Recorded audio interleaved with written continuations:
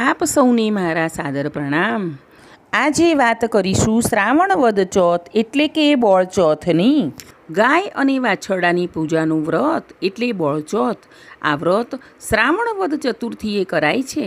આ વ્રતમાં પ્રાતઃકાળે નિત્યકર્મો પૂર્ણ કરીને કંકુ, ચોખા તેમજ ફૂલોના હારથી ગાય વાછરડાનું પૂજન કરાય છે।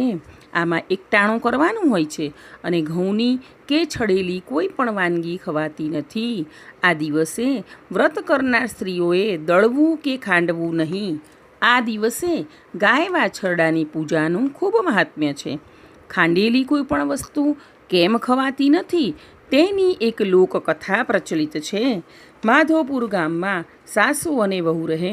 શ્રાવણ વદ ચોથના દિવસે સાસુજી ઉપડ્યા નદીએ નહાવા અને વહુને કહેતા ગયા, વહુ આજે બોળચોથ છે એટલે હું આવું ત્યાં સુધીમાં ઘઉંલાને ખાંડી મૂકજો।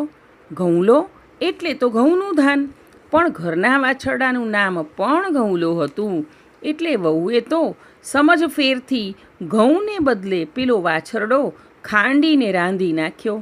સાસુ ઘેર આવ્યા તો વહુનું પરાક્રમ જાણ્યું। તે તો ચિંતામાં પડ્યા કે ગામની ગોરાણીઓ હમણાં ગાય વાછરડાની પૂજા કરવા આવશે તો શું કહીશ। કશું ન સૂઝ્યું એટલે સાસુ વહુ હાંડલામાં ઘઉંલો ભરીને ગામના ઉકરડામાં દાટી આવ્યા।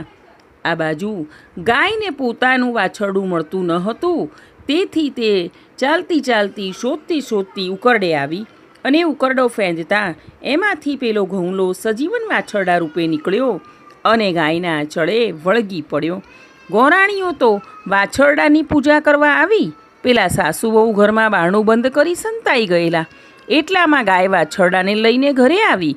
સાસુ વહુએ સાચી વાત સૌને જણાવી તો સૌ અચરજ પામ્યા।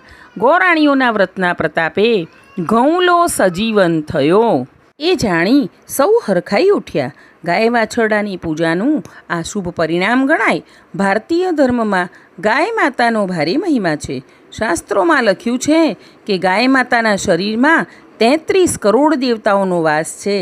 તેથી ગાય માતાનું વ્રત કરનારની મનોકામના અવશ્ય પૂર્ણ થાય છે।